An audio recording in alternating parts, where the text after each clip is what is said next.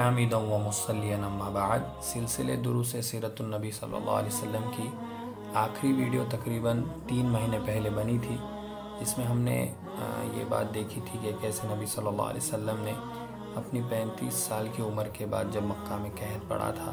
تو حضرت علی رضی اللہ عنہ کو اپنی پرورش میں لیا اور کیسے آگے تک جو ہے ان کی پرورش کی۔ اور اب تقریباً 3 مہینے بعد یہ آگے کی ویڈیو بن رہی ہے۔ بیچ میں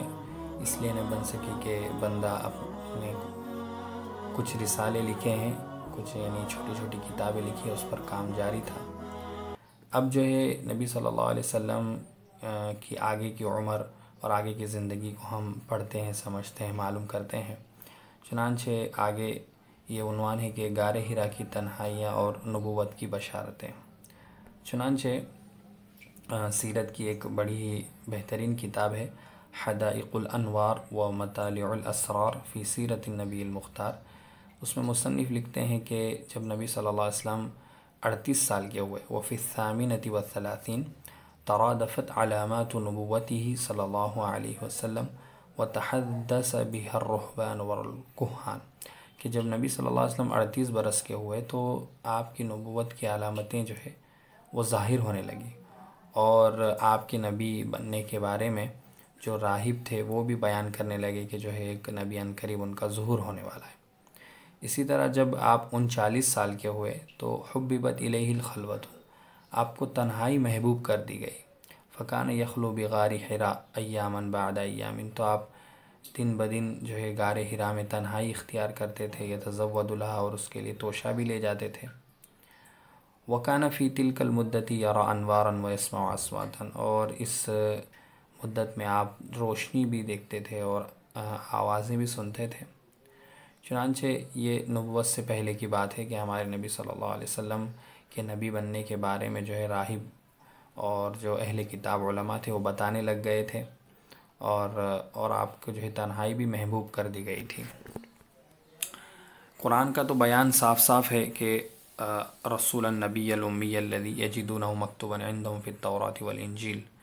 یأمرہم بالمعروف ینہاہم عن المنکر، کہ نبی صلی اللہ علیہ وسلم کے بارے میں تورات اور انجیل میں تو صاف صاف لکھا ہوا ہے، اور یہ بات اہل کتاب جو اچھی طرح سے جانتے ہیں۔ چنانچہ صحیح مسلم میں روایت ہے عمر بن عبسہ رضی اللہ عنہ کہ ان کو بھی ایک کاہن نے، ان کو بھی ایک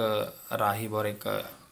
عالم دین اہل کتاب نے بتایا تھا کہ عنقریب ایک نبی کا ظہور ہونے والا ہے۔ اسی طرح دلائل النبوہ میں طلحہ بن عبید اللہ رضی اللہ عنہ کا واقعہ لکھا ہے کہ ان کو بھی ایک راہب نے بتایا تھا کہ عنقریب جو ہے نبی صلی اللہ علیہ وسلم کا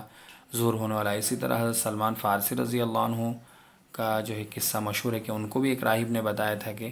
جو ہے نبی صلی اللہ علیہ وسلم کا جو ہے ظہور ہونے والا ہے۔ چنانچہ یہ تو ہم انسان ہیں جن کو اللہ کی طرف سے بتایا گیا کہ جو ہے ایک نبی کا ظہور ہونے والا ہے، ورنہ جنات کو بھی یہ بات پتہ چل گئی تھی کہ جو ہے ایک نبی کا ظہور ہونے والا ہے۔ چنانچہ قرآن کا بیان ہے، وہ فرماتے ہیں جنات کے فَمَن يَسْتَمِعِ الْآنَ يَجِدْ لَهُ شِهَابًا رَصَدًا، کہ پہلے ہم جب آسمان پر خبریں سننے کے لیے جاتے تھے تو کچھ نہ کچھ سن کے آ جاتے تھے، لیکن اب جو ہے ہم جب جاتے ہیں تو جو کوئی وہاں جاتا ہے یجد لہو شہابا رصدا، تو پہلے سے گھات میں لگا ہوا ایک ستارہ وہ پاتا ہے۔ یعنی اب جو جنات کوئی آسمان پر خبر سننے جاتا ہے تو ایک ستارہ جو اس کو پھینک کر مارا جاتا ہے۔ تو یعنی یہ جو ہے آسمان پر جو ہے اب حفاظت کا جو ہے انتظام بڑھ گیا تھا، کیونکہ اب آخری نبی کا ظہور ہونے والا تھا اور اس پر وحی بھی اترنے والی تھی۔ چنانچہ جنات اور انسان کو یہ بات پتہ چل گئی تھی کہ اب عنقریب جو ہے محمد صلی اللہ علیہ وسلم رسول اور نبی بننے والے ہیں۔ اسی طرح آپ کی ان نبوت کی علامتوں میں سے ایک بات یہ بھی تھی کہ آپ جو ہے مکہ میں جب راستوں سے گزرتے تو آپ کو پتھر سلام کرتے۔ صحیح مسلم کی روایت ہے، جابر بن سمورہ کہتے ہیں کہ قال رسول اللہ صلی اللہ علیہ وسلم، آپ صلی اللہ علیہ وسلم نے فرمایا انی لاعرف حجرا بمکہ کان یسلم علی قبل ان ابعث، کہ میں مکہ میں ایک پتھر کو جانتا ہوں جو مجھے نبی بننے سے پہلے سلام کیا کرتا تھا۔ انی لاعرفہ الآن، آپ فرماتے تھے کہ میں اب بھی اس کو پہچانتا ہوں۔ اسی طرح عائشہ رضی اللہ عنہا کا بیان صحیح بخاری میں ہے کہ نبی بننے سے پہلے، نبوت اور وحی کے نازل ہونے سے پہلے نبی صلی اللہ علیہ وسلم جب بھی کوئی خواب دیکھتے تو وہ بالکل جو ہے سچ ہو جاتا، یعنی یہ سب نبوت کی علامتیں تھیں، آپ کے نبی بننے کی پہلے کی باتیں ہیں کہ بالکل راہب بتانے لگے کہ آپ نبی بننے والے ہیں. اسی طرح جو ہے پتھر آپ کو سلام کرنے لگے، جب بھی آپ کوئی خواب دیکھتے تو وہ بالکل سچ ہو جاتا. تو ان تمام کی وجوہات جو ہے علامہ شامی نے اپنی کتاب سبل الہدی والرشاد میں قاضی ایاز وغیرہ سے یہی نقل کی ہے کہ آپ صلی اللہ علیہ وسلم کے ساتھ ایسا اس لیے کیا گیا، یعنی یہ سب چیزیں جو آپ کے ساتھ پیش آئی کہ حجر، پتھر اور درخت آپ کو سلام کر رہے ہیں اور راہبہ آپ کے بارے میں بتا رہے ہیں، اسی طرح آپ جو بھی خواب دیکھ رہے ہیں وہ بالکل سچ ہو رہا ہے. تو ان سب کی وجہ یہ تھی کہ اچانک جو ہے آپ کے پاس اگر جبرائیل علیہ السلام جو ہے لے کر آتے نبوت تو فلا تحملها القوى البشریہ، تو انسانی طاقت جو اس کو برداشت نہیں کر سکتی. اس لیے الگ الگ انداز میں جو ہے نبی صلی اللہ علیہ وسلم کو نبوت کے لیے اور وحی کے لیے مانوس کیا جانے لگا ہے. تو یہی کہتے ہیں کہ حتی استشعر عظیم ما یراد به، تھا کہ آپ جو عظیم مرتبہ آپ کو ملنے والا ہے، جو ایک بڑی چیز آپ سے جو چاہی جا رہی ہے، اس کے لیے آپ جو ہے تیار ہو جائے. واستعد، اور اس کے لیے تیار ہو جائے. لما ینتظروا، جس چیز کا آپ کے لیے انتظار کیا جا رہا ہے اس کے لیے آپ جو ہے تیار ہو جائیں. اس کے بعد جو ہے نبی صلی اللہ علیہ وسلم کو تنہائی بھی بڑی محبوب ہو گئی، جیسے کہ عائشہ رضی اللہ عنہ خود بیان ہے. تو آپ جو ہے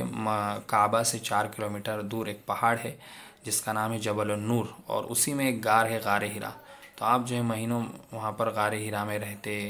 اور جو ہے اپنا توشہ بھی وہاں ساتھ لے جاتے تھے، اور وہاں بیٹھ کر جو ہے آپ اللہ کی قدرت میں غور و فکر کرتے اور جو ہے اللہ کی عبادت کرتے تھے. تو ایسا کئی دنوں تک چلا. پھر جب آپ صلی اللہ علیہ وسلم 40 سال کے ہوئے تو اس وقت جو ہے آپ کو نبوت سے جو ہے نوازا گیا. اس کا واقعہ ہم انشاءاللہ آئندہ ویڈیو میں بیان کریں گے. تو یہ جو تنہائی کے ایک دور سے آپ کو گزارا گیا، تو اس کی وجہ الرحیق المختوم میں لکھی ہے کہ نبی صلی اللہ علیہ وسلم کی یہ تنہائی پسندی بھی در حقیقت اللہ تعالیٰ کی تدبیر کا ایک حصہ تھی. اس طرح اللہ تعالیٰ آپ صلی اللہ علیہ وسلم کو آنے والے کار عظیم کے لیے تیار کر رہا تھا. یعنی ایک نبوت کی ذمہ داری آپ پر پڑنے والی تھی، اس لیے اس کے پہلے جو آپ صلی اللہ علیہ وسلم کو تیار کیا جا رہا تھا. در حقیقت فرماتے ہیں، در حقیقت جس روح کے لیے بھی یہ مقدر ہو کہ وہ انسانی زندگی کے حقائق پر اثر انداز ہو کر ان کا رخ بدل ڈالے، اس کے لیے ضروری ہے کہ زمین کے مشاغل، زندگی کے شور اور لوگوں کے چھوٹے چھوٹے ہم و غم کی دنیا سے کٹ کر کچھ عرصے کے لیے الگ تھلگ اور خلوت نشین رہے. یعنی اگر ہم کوئی انقلابی کام کرنا چاہتے ہوں، دینی انقلاب لانا چاہتے ہوں، لوگوں میں سدھار لانا چاہتے ہوں، تو اس کے لیے پہلے ضروری ہے کہ ہم خود تیار ہوں. ہم خود اپنے آپ کو تنہائی میں بیٹھ کر اللہ تعالیٰ کا ذکر کر کے اپنی روحانیت کو مضبوط کریں. پھر ہم جو ہے باہر جب لوگوں میں کام کریں گے تو ہم باہر کے ماحول سے متاثر نہیں ہوں گے اور ہم جو ہے دینی محنت جو ہے اپنی جاری رکھ سکیں گے. اس لیے جتنے بھی دین کے داعی ہیں جو دین کا کام کرنا چاہتے ہیں، ان کے لیے تنہائی کی عبادت بہت ضروری ہے کہ وہ تنہائی میں بیٹھ کر اللہ کا ذکر کرے، تلاوت کرے، اللہ کی عبادت کرے اور اپنی روحانیت کو مضبوط کرے. پھر جب جا کر وہ عوام میں کام کریں گے تو ان کے کام کا بھی لوگوں پر اثر پڑے گا، اور لوگوں کا جو باطل ماحول ہے، جو باہر غلط ماحول ہے، اس کا اس پر اثر نہیں پڑے گا. اللہ تعالی ہمیں اس بات پر عمل کرنے کی توفیق عطا فرمائے.